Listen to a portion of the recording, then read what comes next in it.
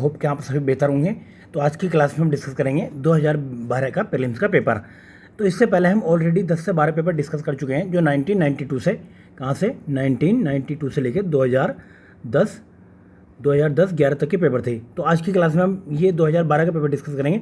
तो फ्रेंड, इस पेपर में भी 100 क्वेश्चन है। तो अब तक 2012 तक 100 क्वेश्चन पूछे जाते थे, जबकि 2013 से लेकर 2021 तक जो पेपर हुए हैं उनमें 150 क्वेश्चन पूछे गए हैं। तो आज की क्लास है आपकी सिर्फ 100 क्वेश्चन की। तो कल से हम क्लास में डिस्कस करेंगे 150 क्वेश्चन, जो 4 से 5 दिन आपकी क्लास चलेगी। उसके बाद में ये हमारा PYQ ये कंप्लीट हो जाएगा।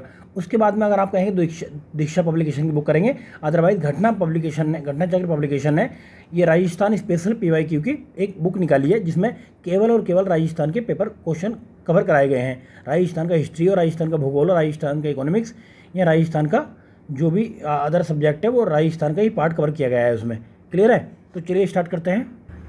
तो फ्रेंड, पहला ही क्वेश्चन है कि त्रिपिटक ग्रंथ किस धर्म से संबंधित है। तो आप सभी जानते होंगे ये बौद्ध धर्म से रिलेटेड है। तो इसमें 3 पिटक होते हैं, कौन कौन से? एक तो विनय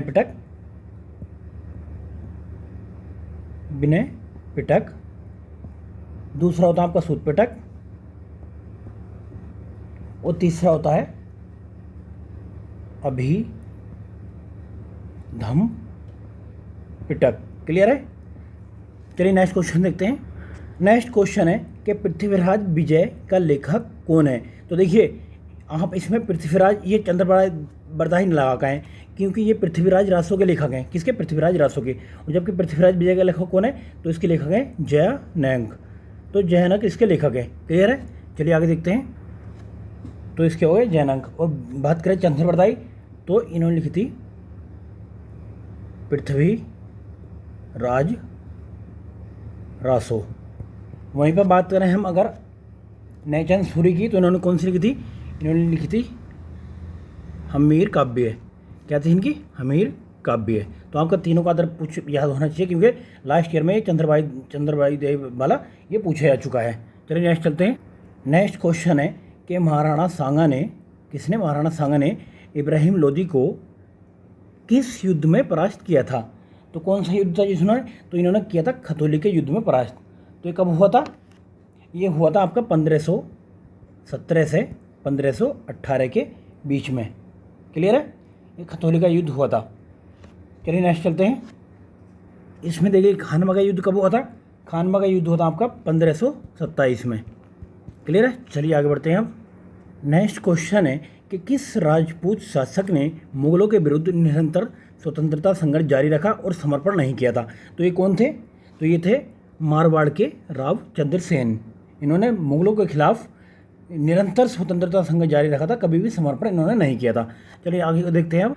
नेक्स्ट क्वेश्चन है कि भारत का प्रथम आधुनिक पुरुष किसे माना जाता है। तो आप भी जानते हैं कि राजा राम मोहन राय को भारत का आधुनिक पुरुष माना जाता है, और इन्हें इसके साथ साथ ही पूर्ण जागरण का जनक भी कहलाते हैं। ये क्या? पूर्ण जागरण का जनक, या फिर कहेंगे भारतीय राष्ट्रवाद का जनक, या फिर आधुनिक भारत का पिता। इन्हें कई नामों से जाना जाता है।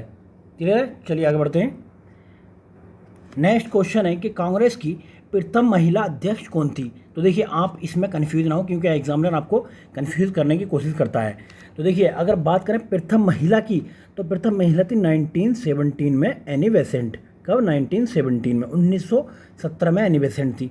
वहीं पर अगर बात करें सरोजिनी नायडू की, तो ये प्रथम भारतीय महिला थी। प्रथम भारतीय महिला। क्लियर है? तो यहाँ पे भारतीय नहीं पूछा, केवल प्रथम महिला पूछा है। तो ये कब थी? ये थी 1925 में। क्लियर है? 1925 में थी ये। जबकि ये कब थी? एनी बेसेंट 1917 में थी। कलकत्ता अधिवेशन हुआ था उस टाइम पे। कहाँ पे? कलकत्ता में ये अधिवेशन हुआ था। चलिए आगे। आपको पता ही होगा कि कांग्रेस बनी कब थी। तो कांग्रेस बनी थी 1885 में। 1885 में पहली बार इसके अध्यक्ष कौन थे? तो WC बनर्जी थे। WC बनर्जी। क्लियर है? चलिए आगे बढ़ते हैं हम। नेक्स्ट क्वेश्चन है कि ओजोन परत पृथ्वी से करीब ऊंचाई पर कितनी है। तो देखिए, ये पृथ्वी पर पहला मंडल जो है ये क्षोभ मंडल है। दूसरा मंडल कौन सा? दूसरा समताप मंडल है। समताप मंडल ये उसी में पाई जाती है। तो कितने? तो ये 10 किलोमीटर से लेकर ऊपर तक 50 किलोमीटर, यानी कि यहाँ से अगर देखें 10 किलोमीटर से लेकर 50 किलोमीटर के बीच में पाई जाती है। क्लियर है? तो इसके बीच में पाई जाती है। और ये करती क्या है, ये जो सूर्य से आने वाली पराबैंगनी किरणें हैं उनसे हमारी जो है रक्षा करती है। क्लियर है। चलिए नेक्स्ट क्वेश्चन देखते हैं हम। नेक्स्ट क्वेश्चन है कि सर्वप्रथम मानव ने निम्नलिखित में से किस धातु का प्रयोग किया। तो आप भी जानते हैं कि तांबे का प्रयोग किया था। चलिए आगे बढ़ते हैं। नेक्स्ट देखिए कि निम्नलिखित देशों को उनके क्षेत्रफल के आधार पर अवरोही क्रम में रखिए तथा नीचे कूट की सहायता से उसका उत्तर चुनिए। तो आपको पहले तो ये पढ़ने की जरूरत है कि अवरोही पूछ रहा है या आरोही पूछ रहा है। क्लियर है। तो अवरोही में क्या होता है, घटते क्रम में होता है, पहले सबसे बड़ा आएगा, फिर उससे छोटा, फिर उससे छोटा, फिर उससे छोटा। क्लियर है। और आरोही में क्या होता है, बढ़ता होता है। आरोही कहते हैं असेंडिंग ऑर्डर और अवरोही कहते हैं डिसेंडिंग ऑर्डर। तो देखिए अब मैंने इसकी आपको ट्रिक भी बताई थी कि अगर आपको पता लगे आप पेपर बना रहे हैं तो आप क्या काम करेंगे, बच्चों को कन्फ्यूज़ करने की कोशिश करेंगे। तो देखिए पहले मैं यहाँ पे दो जगह रखा, यहाँ पे 2 रखा, यहाँ से 2 रखा। तो 99% मैं कहता हूँ कि चांसेस ऐसा होता है कि आंसर इनमें से रहने वाला है, इसमें से या इसमें से। तो आप इसे कट कर देंगे और इसको भी कट कर देंगे। क्लियर है। अब आपके पास में ये ऑप्शन बचा और दूसरा ऑप्शन बचा, तो आप किसके साथ जाएंगे। अब इनमें से कोई भी आपको 1-2 भी पता है तो आप आंसर निकाल देंगे। अगर आपको कुछ भी नहीं पता फिर भी आप टिक करके आ जाएंगे तो 1/3 अगर नेगेटिव मार्किंग है फिर भी आपको फ़ायदा हो जाता है, क्योंकि ऐसे क्वेश्चन में 50-50 की प्रोबेबिलिटी रहती है आपके सही होने की। क्लियर है। तो चलिए देखते हैं। तो इनमें से देखिए अगर बात की जाए, इनमें से बात की जाए अगर क्षेत्रफल के हिसाब से, तो क्षेत्रफल के हिसाब से आप जानते हैं कि पहले सबसे ज़्यादा रशिया है, उसके बाद में कनाडा, फिर अमेरिका। तो कनाडा आएगा, फिर उसके बाद में अमेरिका। तो 2 के बाद में 4 जहाँ आएगा वो आंसर आ जाएगा। तो 2 के बाद में 4 ही आया आपके पास, 2, 4, फिर 3, फिर 1। क्लियर है। अगर बात की जाए भारत की, तो भारत के पास कितना क्षेत्रफल है, भारत कौन से नंबर पर है, तो भारत के पास क्षेत्रफल है 2.42 विश्व का, और नंबर है भारत के पास में 7वां सबसे बड़ा देश है। और जनसंख्या की बात करें, भारत के पास कितनी जनसंख्या, तो 7.5% जनसंख्या है विश्व की। चलिए नेक्स्ट क्वेश्चन डिस्कस करते हैं हम। तो देखिए इनमें से कौन सा सही सम्मिलित नहीं है। तो इसमें देखिए पहले देश दे रखा है, उसके बाद में राजधानी। फिनलैंड की राजधानी आपको पता है ये क्या है, हेलेंसिकी की राजधानी है। बोलिविया की राजधानी क्या है, ला पास बोलिविया की राजधानी है। इथोपिया की राजधानी क्या है, इथोपिया की राजधानी यहाँ पे अदिस बाबा है, यहाँ पे गलत दे रखा है। क्या है इसकी, इथोपिया की राजधानी है अदिस अबाबा राजधानी है इसकी। क्लियर है। यूक्रेन की कीव है, तो तीसरा इसका आंसर आ जाएगा, तीसरा ये गलत है। चलिए नेक्स्ट चलते हैं। नेक्स्ट क्वेश्चन है कि सर और आमू नदियाँ कहाँ पे गिरती हैं। तो ये कहाँ गिरती हैं, ये अरल सागर में गिरती हैं, अरल सागर में गिरती हैं। अब अरल सागर किसके बॉर्डर पे, देखिए अगर आप देखेंगे यहाँ पे ये है अरल सागर, अरल CA। तो यहाँ पे 2 कंट्रियों का ये बॉर्डर टच करता है, एक तो उज्बेकिस्तान और एक कजाकिस्तान।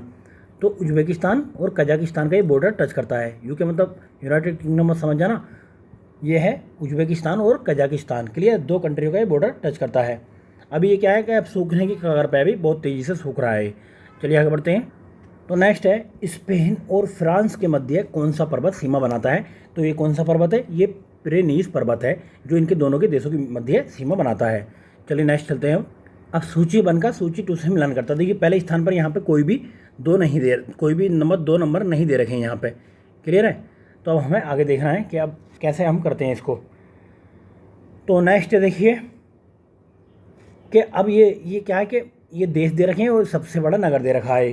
तो कनाडा का कौन सा है, तो कनाडा का आपको पता है टोरंटो, तो आप टोरंटो से ही इसका आंसर निकाल लेंगे, एक भी अगर आपको पता है तो। वहीं अगर ग्रीस की बात करें तो ग्रीस में एथेंस है इसका सबसे बड़ा नगर। नाइजीरिया की अगर बात करें तो नाइजीरिया का क्या है, ये लागोस है। क्या है, लागोस। और डमस्क तो आपको पता ही है सीरिया का, आज दिन न्यूज़ में रहता है। तो इसका आंसर हो गया आपका C। चलिए आगे बढ़ते हैं अब। क्वेश्चन नंबर 14 है, कौन सा महाद्वीप मानव जाति का जन्मस्थल माना जाता है। तो सब जानते हैं इसको कि अफ्रीका को इसका मानव जाति का जन्मस्थल माना जाता है। और ये अफ्रीका के बारे में और फैक्ट डिस्कस कर लेते हैं। देखिए अफ्रीका संसार का दूसरा बड़ा महाद्वीप है। पहला कौन सा है, फिर पहला है एशिया। क्लियर है। और ये एकमात्र ऐसा महाद्वीप है जिससे तीनों रेखाएं गुजरती हैं। इस महाद्वीप से अगर हम देखें, यहाँ पे ये अफ्रीका है, तो इससे देखिए ये मकर रेखा भी गुजरती है, मकर रेखा गुजरती है, और ये विषुवत रेखा गुजरती है, और उससे ही होकर कर्क रेखा गुजरती है। तो तीनों रेखाएं से गुजरने वाला एकमात्र ऐसा देश है जो ये अफ्रीका है। देश नहीं, महाद्वीप ऐसा है जो अफ्रीका है। क्लियर है। चलिए आगे बढ़ते हैं हम। चलो एक क्वेश्चन और बता देता हूँ आपको। ये बताओ कि कौन सी ऐसी नदी है जो मकर रेखा को 2 बार काटती है इस तरीके से। तो उसको नदी का कहते हैं हम लिम्पोपो नदी है। क्लियर है। चलिए आगे चलते हैं। तो क्वेश्चन नंबर 15 देखिए 2012 में भारत के संविधान में होने वाले 97वें संशोधन का मतलब विषय क्या था, किससे रिलेटेड ये 97 संशोधन आया था, तो ये सहकारी समितियों के गठन में कार्य संचालन के लिए लाया गया था। अब सहकारी समितियों का गठन कौन से संविधान संशोधन के तहत किया गया था, तो ये 97 है, आपको याद रखना है 97। क्लियर है। अब इसमें कौन सा भाग जोड़ा गया था संविधान में, तो नो का ये ख जोड़ा गया था, नो का ख जोड़ा गया था। चलिए आगे चलते हैं हम। अब देखिए फ्रेंड, अब विज्ञान स्टार्ट हो जाता है। विज्ञान में क्वेश्चन देख लेते हैं। देखिए डायनामो एक मशीन है, तो ये किसको किस चीज़ में बदलती है, तो डायनामो को आपको पता है कि यांत्रिक ऊर्जा को विद्युत ऊर्जा में परिवर्तित करती है। किसको, यांत्रिक ऊर्जा को विद्युत ऊर्जा में परिवर्तित करती है। चलिए नेक्स्ट चलते हैं। तो इस देखिए ये क्वेश्चन है कि एक 100 वाट का बिजली का बल्ब 10 घंटे जलता है तो 5 रुपये प्रति यूनिट की दर से विद्युत खर्च कितनी होगी। तो हमने बताया था कि जितने भी डिजिट दे रखे हैं यहाँ पे, ये 100 हो गया, उसके बाद में 10 हो गया, उसके बाद में 5 और इनको डिवाइड कर देना 1000 से। क्लियर है। तो 1 0 से 0 और 2 0 से ये 2 0 गए, तो हमारे पास में 5 यूनिट आ गया। तो कितने, ये 5 रुपये खर्च होंगे। ठीक है, चलिए आगे बढ़ते हैं हम। नेक्स्ट है कि निम्नलिखित में से कौन विद्युत का अच्छा सुचालक है, तो कौन होता है, चांदी इसका सबसे अच्छा सुचालक होता है। चलिए नेक्स्ट क्वेश्चन है, दूरदर्शन प्रसारण में चित्र संदेशों का संचरण होता है, कैसे होता है, तो ये होता है आपका आवर्ती मॉड्यूल द्वारा। किसके, आवर्ती मॉड्यूल द्वारा ये होता है। चलिए क्वेश्चन नंबर 25 देखते हैं। यदि पृथ्वी पर पाई जाने वाली वनस्पतियाँ यानी पेड़ पौधों को समाप्त कर दिया जाए, काट दिए जाएँ, तो क्या होगा, तो किस गैस की कमी होगी। तो आपको पता है ये पेड़ पौधे ऑक्सीजन देते हैं और कार्बन डाइऑक्साइड का ग्रहण करते हैं। चलिए आगे देखते हैं।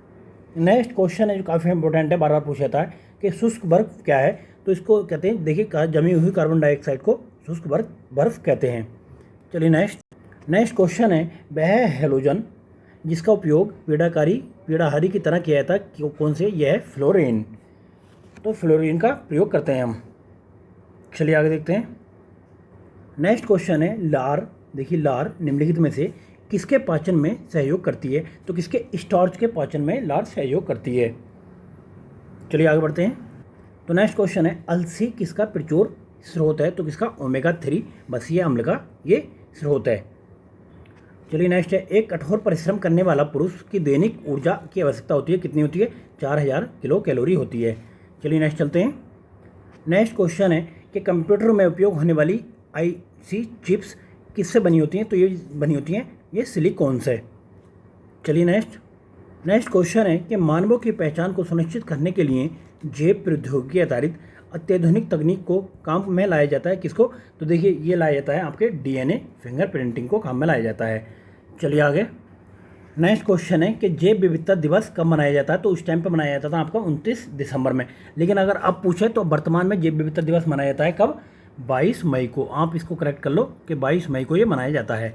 क्लियर है। चलिए नेक्स्ट क्वेश्चन नंबर 34 है कि भारत में वन्यजीव संरक्षण अधिनियम किस वर्ष लागू किया गया था, तो कब लागू किया गया था, ये 1972 को लागू किया गया था। आज के टाइम में राष्ट्रीय ये उद्यानों की संख्या कितनी है भारत में, तो 106 हो गई है। चलिए आगे। नेक्स्ट है, निम्नलिखित में से कौन सा एक भारत में बाघ संरक्षित परियोजना नहीं है, तो कौन सी, चिल्का में बाघ संरक्षित परियोजना नहीं है। चलिए नेक्स्ट क्वेश्चन नंबर 36 है, भारत में पारिस्थितिक असंतुलन का निम्नलिखित में से कौन सा प्रमुख कारण है, तो देखिए क्या प्रमुख कारण है, वनोन्मूलन प्रमुख कारण है इसका। नेक्स्ट क्वेश्चन है कि कौन सी नदी मध्य प्रदेश से निकलती है और खंबात की खाड़ी में गिरती है, हम कई बार बता चुके हैं, ये कौन सी नदी है, माही नदी है, जो कहाँ से निकलती है, ये निकलती है मध्य प्रदेश से। मध्य प्रदेश में भी कहाँ से, खानों के निकट से। और ये राजस्थान में कहाँ प्रवेश करती है, तो राजस्थान में आपको बता दें कि कहाँ पर प्रवेश करती है, तो ये बांसवाड़ा जिले में प्रवेश करती है। कौन से जिले में, बांसवाड़ा जिले में प्रवेश करती है। क्लियर है। चलिए आगे देखते हैं। क्वेश्चन नंबर 38 है कि धौलपुर पावर परियोजना आधारित है किस पर, ये गैस पर आधारित है। चलिए नेक्स्ट। अब देखिए सूची 1 को सूची 2 से मिलाना है, तो मैंने आपसे कहा था कि स्टार्टिंग में आपको एग्जामिनर कंफ्यूज करता है देने के लिए, है ना, ये एक नंबर दे देता है, तो हम 4 को काट देंगे और इसको काट देंगे, तो ये गया हमारे पास में, वो गया। अब हमारे पास में 3 पहले में बचा और 3 इसमें बचा। क्लियर है। तो अब आगे देखते हैं। अब उसके बाद अगर आपको एक भी पता तो आप आंसर ईजिली निकाल लेंगे। तो क्या है, देखिए यहाँ पे अगर 2 2 दे रखा तो यहाँ पे देखिए ये बराबर है, तो आंसर यहाँ इधर से रहेगा, तो हम यहाँ पे ए टिक कर देंगे। कुछ भी अगर नहीं पता है तो कैसे आंसर तक पहुँचते हैं हम, तो लेकिन अगर हमें कुछ भी नहीं फिर भी नहीं पता तो 50-50 का हमारा रेशियो रहता है सही गलत का, तो कोई भी एक टिक करके आते तो आप यहाँ पे ये आसानी से इसको हल कर सकते थे। अब देखते हैं। देखिए मरु तो आपको पता ही कहाँ पर है, तो ये जैसलमेर में है, तो 2 4 तो आपको याद भी होनी चाहिए। वहीं पर बात करें ताल छापर कहाँ पर है, तो ये ताल छापर चूरू में है। वहीं पर बात करें फुलवाड़ी की नाल कहाँ पे है, तो ये फुलवाड़ी की नाल है उदयपुर में। और बंद बरेड़ा कहाँ पे है, बंद बरेड़ा आपका भरतपुर में। चलिए आगे देखते हैं। नेक्स्ट क्वेश्चन है, राजस्थान में आजीविका मिशन का प्रारंभ किस वर्ष किया गया था? तो ये 2004 में ये लाई गई थी। चलिए आगे बढ़ते हैं। नेक्स्ट क्वेश्चन है, 2007 की पशु जनगणना के आधार पर राजस्थान में पशुओं की संख्या कितनी है?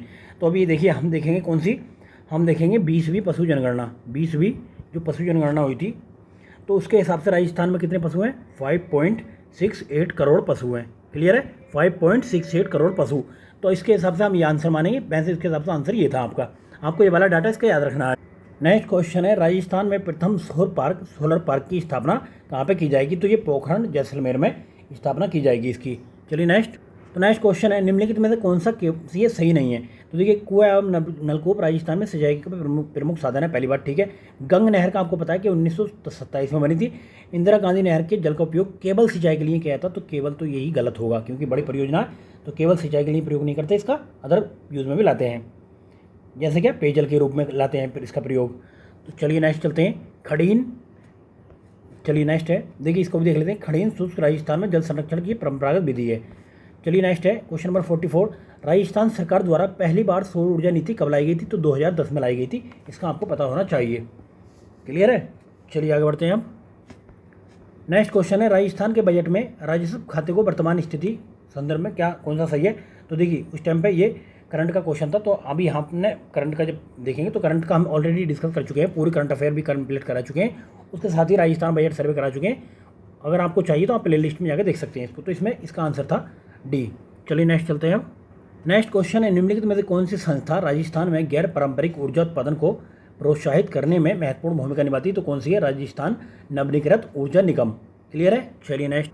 क्वेश्चन नंबर 47 है कि 2004-05 की कीमतों के आधार पर वर्ष 2010-11 में राजस्थान के कुल सकल घरेलू उत्पाद में उद्योग के हिस्से को बताइए। तो कितना परसेंट था? 18% था।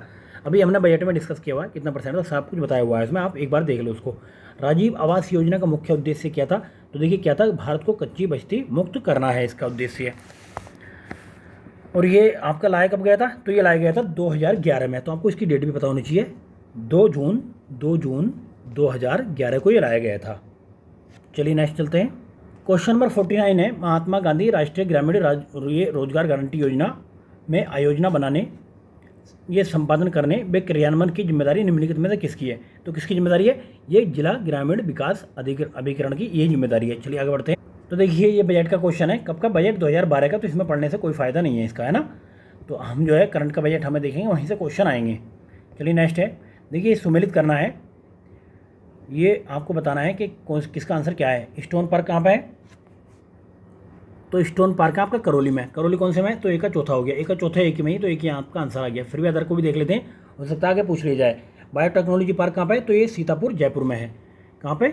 सीतापुर जयपुर, तो बी का तीसरा हो गया। वहीं बात करें सूचना ये तकनीक पार्क, तो ये कहाँ पे? ये जयपुर में है। उसके बाद जापानीज पार्क, ये कहाँ पे? निमराना अलवर में बनाया गया है। चलिए नेक्स्ट चलते हैं, क्वेश्चन नंबर 52 चलते हैं। रिको ने 4 एग्रो फूड पार्क विकसित किए हैं ताकि क्या हो? कृषि आधारित उद्योगों को बढ़ावा दिया जा सके। चलिए नेक्स्ट है अब रिको बना कब था? तो रिको की स्थापना देख लेते हैं, 1969 में की गई थी, कंपनी अधिनियम 1956 के अंतर्गत। नेक्स्ट है, माननीय मुख्यमंत्री का 7 सूत्रीय कार्यक्रम संबंधित है। तो ये किससे संबंधित था? तो ये था राजस्थान की महिला सशक्तिकरण से संबंधित था। ये बी आंसर आपका करेक्ट हो जाता है। चलिए नेक्स्ट क्वेश्चन देखते हैं, 54 क्वेश्चन है आपका। इसमें आपको बताना है कि नमदा ये मद है कौन से जिले में? तो यह है टोंक जिला। कौन सा? टोंक जिला। तो पहले का दूसरा देखिए, एक ही पकड़ने पर आपका आंसर निकल जाता है।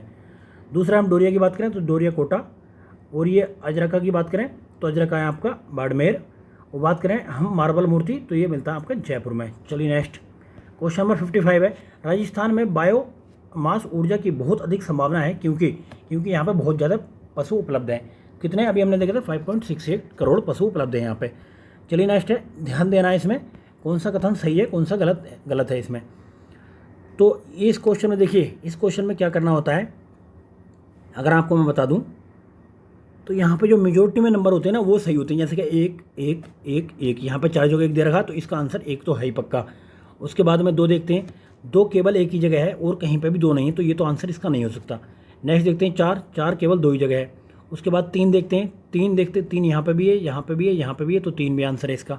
ठीक है, 1 3 तो आंसर है इसका पक्का। तो 1 3 में आपको पता होना चाहिए, तो ये कट गया आपके पास में। तो 2 इसमें नहीं था और जगह नहीं था 2, तो 2 वाला कट गया। उसके बाद में आंसर बचा आपके पास में 2। तो इनमें से आप टिक कर सकते हो फिर।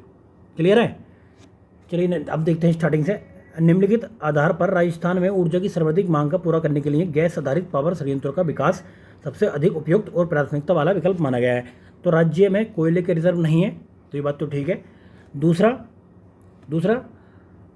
यह राज्य का मुख्य नवीकरण स्रोत है। क्या? गैस? तो नहीं, ये तो गलत है। तो दूसरा तो किसी के ऊपर हो ही नहीं सकता, तो एक महीना को काट दिया। जल संभाव्यता का दोहन किया जा चुका है, ऐसा है क्या? तो ये बात ठीक है। चौथा, गैस आधारित ऊर्जा परियोजना में कोयला आधारित ऊर्जा की अपेक्षा कम पानी की आवश्यकता होती है, तो 100% सही है। तो आप तो इसको वैसे भी कर सकते हो, तो इसका आंसर आ गया बी। चलिए नेक्स्ट देखते हैं हम। नेक्स्ट क्वेश्चन है कि सिंचाई परियोजना, और इसमें लिंक करना आपको जिले से। कौन सी सिंचाई परियोजना कौन से जिले में है ये? तो देखिए टकली कहाँ पर है? तो टकली कहाँ पर देखा हुआ है? झालावाड़ में है। तो पहले का पहला आंसर आ गया, तो एक में ही आप पकड़ लेते हैं। अगर एक भी आपको पता है तो एक से पकड़ लेंगे। और पीपलाद की बात करें तो पीपलाद कोटा में है। वहीं पर बात करें लहासी की, तो लहासी 12 में है। उसी तरह बात करें हम ये सुकली की, तो सुकली कहाँ पे? सुकली सिरोही में है। तो इसका आंसर आ गया सी। चलिए नेक्स्ट चलते हैं। नेक्स्ट है, संगीत के जगत से जुड़े हुए किस कलाकार को मरणोपरांत राजस्थान रत्न से सम्मानित किया गया था? तो जगजीत सिंह को सम्मानित किया गया था। चलिए नेक्स्ट है, ये राजस्थान में झामर कटोड़ा क्षेत्र निम्नलिखित में से किस खनिज से संबंधित है? तो आप भी जानते हैं कि रॉक फॉस्फेट से ये संबंधित है, झामर कोटड़ा। चलिए देखिए, कोटड़ा है कहाँ पे? कोटड़ा है उदयपुर में। और बाकी फतेहगढ़ जैसलमेर में, सलोबेड़ बांसवाड़ा में, अचरोल जयपुर में, और अड़क्का और ये अदवानी ये अलवर में। चलिए नेक्स्ट है, राजस्थान में 2010-11 में स्वतंत्रता के बाद खाद्यान्नों का उच्चतम स्तर कितना था? तो 192 लाख टन था। तो अभी हमें देखना करंट का कितना है, क्योंकि इस टाइम का तो नहीं पूछा यानी का। तो करंट में कितना था? 231 तक पहुंच गया है। कितना? 231 लाख टन। इसका आपको याद रखना चाहिए। चलिए आगे देखते हैं। नेक्स्ट क्वेश्चन है कि राजस्थान के 16 जिलों में मरु विकास कार्यक्रम का क्रियान्वयन किया जा चुका है। इस कार्यक्रम का वित्त पोषण देखिए 75% तो केंद्र देता है और 25 राजस्थान देता है। और ये लाया कब था? ये 1977 में राष्ट्रीय आयोग की सिफारिश पर यह योजना शुरू की गई थी। उसका उद्देश्य क्या था? उसका उद्देश्य था मरुस्थलीकरण के प्रसार को रोकना और मरु प्रदेशों के लोगों को आर्थिक रूप से मजबूत बनाना। क्लियर है? चलिए आगे देखते हैं। राजस्थान में जनजातियां और क्षेत्र देख लेते हैं कौन कौन से हैं। तो देखिए फिर वही क्वेश्चन कि मैं बोलता कि आपको एग्जामिनर ऐसे कन्फ्यूज़ करेगा। तो 4 2 में है, तो आप इसको काट सकते हैं और इसको काट सकते हैं। अब आपके पास में 2 ऑप्शन बचे। शहरी जनजाति आपको पता है, अगर कुछ भी आपको पता है कि बांसवाड़ा की जनजाति है, तो एक का अगर आपने 4 तो पता ही है आपको। उसके बाद में कौन सा? काथोड़ी कहाँ पर? मेवाड़ की है। काथोड़ी मेवाड़ हो गया। उसके बाद में आप देखते हैं गरासिया कहाँ पे है? गरासिया अबू रोड पे है। उसके बाद में रेवाड़ी कहाँ पे है? मारवाड़ में है। तो अगर आपको एक भी पता तो फिर भी अगर आप उसका इजीली आंसर निकाल सकते हैं। अगर आपको 50-50 पता फिर भी आप टिक कर आएँ, आपको इसमें नुकसान उठाना नहीं पड़ेगा, फ़ायदा ही होगा। चलिए नेक्स्ट है, राजस्थान के स्वतंत्रता सेनानी एवं उनके कार्य क्षेत्र के संबंध में गलत को बताना है कि कौन सा गलत है। तो इसमें देखिए पहला ही जो है ये गलत है। अर्जुन लाल सेठी ये उदयपुर के नहीं थे। तो उदयपुर के नहीं थे तो कहाँ के थे? तो ये थे जयपुर के। कहाँ के? जयपुर के थे। ठीक है, चलिए आगे बढ़ते हैं। निम्नलिखित में से कौन सा स्थल राजस्थान में 1857 की क्रांति का केंद्र नहीं था? तो कौन सा? ये जयपुर इसका केंद्र नहीं था। बाकी बात करें तो अजमेर में देखिए, अजमेर में कब स्टार्ट हुई? अजमेर में स्टार्ट होगी थी 9 अगस्त 1957 को, 1857 सॉरी। आगुआ में जन विद्रोह कब हुआ था? अगस्त 1857। कोटा में 15 अक्टूबर 1857 को हुआ था। क्लियर है? और बाकी नसीराबाद, नीमच, देवली और इनपुर में सैनिक छावनियाँ थी जहाँ सैनिक टुकड़ियों में इन्होंने भाग लिया था, बट ये जयपुर इसमें भाग नहीं लिया था। चलिए नेक्स्ट है, राजस्थान के एकीकरण के 7वें चरण यानी कि 1 नवंबर 1956 में किन क्षेत्रों को सम्मिलित किया गया था? तो आप भी जानते हैं कि अजमेर और आबू को इसमें शामिल किया गया था। तो इसलिए कहते हैं कि वर्तमान का गठन कब हुआ था? इसका वर्तमान का गठन 1 नवंबर 1956 को हुआ था। तो देखिए कहता है कि वर्तमान राजस्थान का गठन। क्लियर है? चलिए नेक्स्ट है, राजस्थान में बोली एवं क्षेत्र के संबंध में ध्यान रखते हुए गलत युग्म को आपको पहचानना है। तो टोंक में कौन सी बोली जाती है? टोंक में ये ढूंढाड़ी बोली जाती है। वहीं पाली का ऑप्शन इसमें गलत है। तो ये कहाँ पे बोली जाती है? देखिए बागड़ी आपकी बोली जाती है, बागड़ी बोली जाती है डूंगरपुर और उदयपुर में। डूंगरपुर और बांसवाड़ा इधर है ना, दो डूंगरपुर हो गया, बांसवाड़ा हो गया, उदयपुर हो गया, तो यहाँ पे बोली जाती है बागड़ी। तो 2 आंसर इसका गलत है। 12 आपके हड़ौती पटना की साइड में बोली जाती है, करौली मेवाती। चलिए आगे देखते हैं। नेक्स्ट क्वेश्चन है, राजस्थान साहित्य की कौन सी श्रेणी कहानी की कथा विद्या से संबंधित है, तो कौन सी बात। चलिए आगे बढ़ते हैं। नेक्स्ट क्वेश्चन है, राजस्थान के लोक नृत्य एवं उनके प्रचलन क्षेत्र के संबंध में कौन सा कथन सही नहीं है वो बताना है। तो बमरसिया नृत्य बीकानेर का नहीं है, बाकी गीदड़, शेखावटी, ढोल, जालोर, डांडिया नृत्य मारवाड़ का है। और ये कहाँ का है फिर, ये बमरसिया कहाँ का, अलवर का है। ये कहाँ का, अलवर भरतपुर साइड का है। चलिए आगे बढ़ते हैं। नेक्स्ट है, भीलों का प्रसिद्ध लोक नाट्य कौन सा है, तो कौन सा है, गबरी है। देखिए अगर किसी को भी टेंशन हो रही है अभी भी राजस्थान में, राजस्थान स्पेशल की, तो हमें कमेंट करके बता सकता है या फिर टेलीग्राम पर मैसेज कर सकता है। उसके लिए हम क्या काम करेंगे कि दीक्षा बुक पब्लिकेशन ने एक कराई है, 2 बुक लेकर आया है, वो हम दोनों को कवर करा देंगे आपके 20 तारीख से पहले। और उसमें इतना कंटेंट दे रखा है कि आपका राजस्थान स्पेशल में कोई भी क्वेश्चन नहीं छूटेगा। फिर भी आपको डर लग रहा है तो आप खुद परचेज करके पढ़ सकते हैं। और तीसरा ऑप्शन आपके पास घटना चक्र ने बुक निकाली, आप उसको पढ़ सकते हैं। और बाकी और कोई अच्छी बुक है वहाँ के लिए तो वो भी पढ़ सकते हैं आप। चलिए नेक्स्ट है, गोपी जी भट्ट राजस्थान के किस लोक नृत्य शैली से के कलाकार हैं, तो तमाशा के कलाकार थे। चलिए आगे बढ़ते हैं। लोक देवता मल्लीनाथ जी का मंदिर कहाँ पर है, तो मल्लीनाथ जी का ये बाड़मेर में मंदिर है। कहाँ पर, दिलवाड़ा में। चलिए नेक्स्ट क्वेश्चन देखते हैं। राजस्थान की लोक देवी नहीं है तो कौन सी, हिडिंबा ममता लोक देवी नहीं है। बाकी ये छींक माता हो गया, करणी माता हो गया और ये अबरी माता हो गया, ये यहाँ के लोक देवता हैं। चलिए नेक्स्ट है, ये ब्लू पोट्री का क्वेश्चन बार बार पूछा था। राजस्थान में ब्लू पोट्री का प्रमुख केंद्र कौन सा है, तो ये ब्लू पोट्री का केंद्र आपका जयपुर है। क्लियर है। चलिए नेक्स्ट है, गलत युग्म को पहचानना है, तो ये मेले दिए हुए हैं, दूसरी साइड में स्थान दे रखा है। तो बाड़ेश्वर मेला कहाँ पर लगता है, डूंगरपुर में। बादशाह मेला ब्यावर में लगता है। मुरुभूमि में ये यहाँ पर नहीं लगता है, मुरुभूमि ये गलत है। गोमतेश्वर मेला सिरोही में लगता है। तो मुरु मेला कहाँ लगता है, जैसलमेर, क्योंकि अधिकतर मुरु क्षेत्र वहीं पर है। चलिए नेक्स्ट है, ताराभात की ओढ़नी राजस्थान किन स्त्रियों की लोकप्रिय विभूषा है, तो आदिवासी स्त्रियाँ इसको पहनती हैं। चलिए नेक्स्ट है कि कौन सी मारवाड़ी की उपबोली नहीं है, तो मारवाड़ी की उपबोली कौन सी नहीं है, नागरचौल मारवाड़ी की उपबोली नहीं है। चलिए आगे बढ़ जाते हैं। अब कौन सा एक अरावली का उच्चतम शिखर है, तो अरावली का उच्चतम शिखर इसमें से जो है तारागढ़ है। क्लियर है। तो तारागढ़ की ऊंचाई कितनी है, 873 मीटर। राजस्थान के किस प्रदेश में बीहड़ मिलते हैं, तो आप भी जानते हैं कि चंबल के डाकू इधर बीहड़ में ही मिलते थे। अब तो डाकू भी खत्म, क्योंकि रोल इतने सख्त हो गए तो डाकुओं का काम ही खत्म हो गया। चलिए नेक्स्ट है, राजस्थान के किस प्रदेश में एंटीसोल समूह की मृदा पाई जाती है, तो कहाँ पे, पूर्वी क्षेत्र में आप देखेंगे तो एंटीसोल की मृदा पाई जाती है। कहाँ पे, इसमें ये हो गया आपके भरतपुर और अजमेर, गंगानगर, इन क्षेत्रों में। चलिए नेक्स्ट देखते हैं, राजस्थान में कौन से जिले में खस घास उत्पादित होती है, तो ये होती है कहाँ पे, ये सवाई माधोपुर, भरतपुर और टोंक में ये घास पाई जाती है। चलिए नेक्स्ट है, कौन सा कारण राजस्थान में मरुस्थलीकरण का नहीं है, तो शहरीकरण की वजह से मरुस्थलीकरण नहीं होता, बाकी अतिचरण की वजह से, वनोन्मूलन की वजह से और इसकी वजह से, देखिए होता है इसकी वजह से भी, लेकिन इतनी मात्रा में नहीं होता है। क्लियर है। चलिए नेक्स्ट देखते हैं, राजस्थान में बेरिलियम उत्पादक 2 प्रमुख जिले कौन से, तो उदयपुर और जयपुर है। चलिए नेक्स्ट देखते हैं। अब देखिए करंट अफेयर में देख लेते हैं। करंट अफेयर में यहाँ पे हम सिर्फ क्वेश्चन देखेंगे, बाकी हम मैगजीन में डिस्कस कर रहे हैं करंट अफेयर की एक एक चीज़। तो 2G स्पेक्ट्रम कांड की जांच करने के लिए संसद की संयुक्त समिति के अध्यक्ष कौन थे, तो इस टाइम पी के चिक होते। अभी आपको कोई मतलब नहीं है इसका। क्लियर है। चलिए नेक्स्ट है, राजस्थान भारतीय संघ के किस राज्य में शासन ने एक निजी सैनिक संगठन सेहवा युद्धम को प्रोत्साहन दिया और जिसका कार्य सर्वोच्च न्यायालय ने अवैध ठहराया, तो ये छत्तीसगढ़ था। ये नेक्स्ट है, 2010 में साइना नेहवाल ने किस खेल में अंतर्राष्ट्रीय ख्याति अर्जित की तथा राजीव गांधी खेल रत्न पुरस्कार जीता। तो अभी हमारी करंट अफेयर की एक वीडियो रह गई जिसमें हम खेल परिदृश्य डिस्कस करेंगे। केवल उसमें खेल से रिलेटेड जानकारी होगी, जिससे 2 से 3 क्वेश्चन आप पक्के कर लेंगे किसी भी एग्जाम के लिए। क्लियर है। देखिए 2009 में भारत रत्न किसको मिला, तो अभी आपको देखना अभी किसको मिला था। ठीक है, बाकी टेंशन नहीं लेनी है। नेक्स्ट है, 2012 में राष्ट्रपति द्वारा मनोनयन के में से किस राज्यसभा की सदस्यता प्राप्त हुई है, अभी आपको करंट में देखना है, करंट में किसे किसे किया गया है। चलिए नेक्स्ट देखते हैं। नेक्स्ट क्वेश्चन है आपका, 2012 में भारत के किस राज्य में चुनाव आयोग ने राज्यसभा के चुनाव को रद्द कर दिया था, तो उस टाइम झारखंड था। अभी आपको कोई मतलब नहीं है उसका। किस न्यायमूर्ति के खिलाफ 2011 में राज्यसभा ने महाभियोग का प्रस्ताव पारित किया था, तो अभी आपको कोई मतलब नहीं है, सौमित्र सेन थे। 2011 में सुरक्षा कर्मियों ने किस माओवादी नेता को मार दिया था, तो ये किशन जी थे। अभी कोई मतलब नहीं है इसका देखने का। 2011 में देश के सबसे पहले अरब बसंत का उद्घाटन कहाँ पे हुआ, तो ये ट्यूनीशिया में, तो अभी कोई मतलब नहीं है। 2011 में किसी नए राज्य की राजधानी, तो ये दक्षिणी सूडान की बनी है, अभी कोई मतलब नहीं है। 2011 में दक्षेत का 17वां सम्मेलन कहाँ पे हुआ था, अभी कोई मतलब नहीं है इसका देखने का।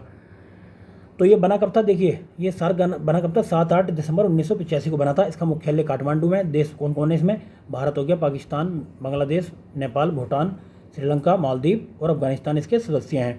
क्लियर है। चलिए नेक्स्ट देखते हैं। 2010 में भारत के किस देश के साथ 2-2 की संधि की थी? तो जापान के साथ की थी, अभी और देशों के साथ में की जा चुकी है, तो करंट में देखेंगे हम। नेक्स्ट है, संयुक्त राष्ट्र की मानव अधिकार परिषद में भारत ने किस देश के प्रस्ताव का समर्थन किया जिसमें श्रीलंका में तमिल उग्रवादियों के दमन की निंदा की गई? तो ये अमेरिका था ये। चलिए नेक्स्ट देखते हैं। 2011 में भारत ने किस देश में संधि की जिसके तहत वह दक्षिण चीन सागर में तेल संसाधनों की खोज? तो ये वियतनाम था इसका आंसर। चलिए नेक्स्ट है, गुटनिरपेक्ष आंदोलन का 15वां सम्मेलन कहाँ हुआ? तो अभी हमें आपका देखना है अभी कौन सा हुआ है, तो ये इसको छोड़ सकते हैं। चलिए बात करते हैं नेक्स्ट की। नेक्स्ट है, किस तारीख को 2012 में जयपुर में प्रवासी भारतीय दिवस का उद्घाटन हुआ? तो अभी आपको करंट का देखना है, कहाँ पे हुआ था? इंदौर में हुआ था, हम लेकिन करंट में डिस्कस करेंगे उसका। चलिए नेक्स्ट 99वां क्वेश्चन है, 2012 में संसदीय चुनावों में म्यांमार में सूकी के नेतृत्व में किस पार्टी को विजय हुई थी? तो अभी हमें इसका कोई मतलब नहीं है, अभी हम करंट में देखेंगे। चलिए नेक्स्ट है, क्वेश्चन नंबर 100 है कि 2012 में किस भारतीय को अंतर्राष्ट्रीय न्यायालय का जज बनाया गया था? अभी कोई मतलब नहीं है इसका करंट का, ठीक है। तो फिर भी कौन देखते हैं? ये दलबीर भंडारी थे। तो देखिए आपने कितने क्वेश्चन देखे, देखिए ये 100 क्वेश्चन देख लो, इसमें राजस्थान स्पेशल के कितने आपको मैं बता देता हूँ। देखिए कोई भी ऐसा सिंगल क्वेश्चन में राजस्थान स्पेशल का अभी तक नहीं पूछा जा रहा था, बाकी हम धीरे धीरे देखेंगे, तो आपको ज़्यादा राजस्थान स्पेशल की टेंशन लेने की करंट की जरूरत नहीं है, ठीक है। जितना भी पढ़ना आपको geography, political science, economic, budget survey और वो मॉडर्न इंडिया वगैरह ये देख सकते हैं।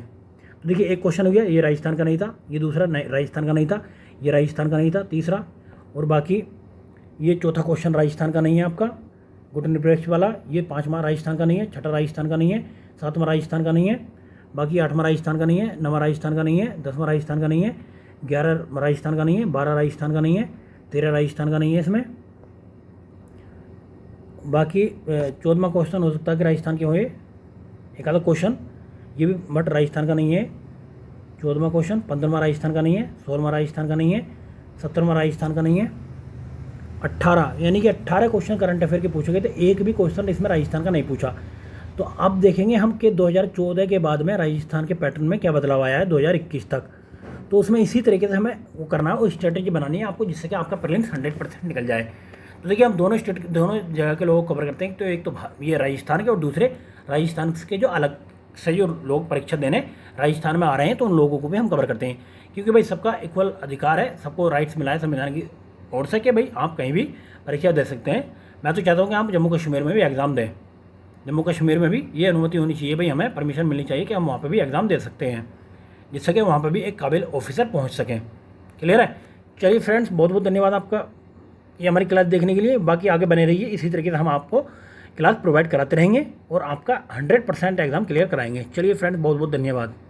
देखिए अभी भी जिन दोस्तों ने चैनल को सब्सक्राइब नहीं किया, भाई चैनल को सब्सक्राइब कर दो यार, अपना ही समझ के, और बाकी अपने दोस्तों को भी लिंक शेयर कर दिया करो, उनको भी कुछ चाहिए, ठीक है। चलिए बाय बाय।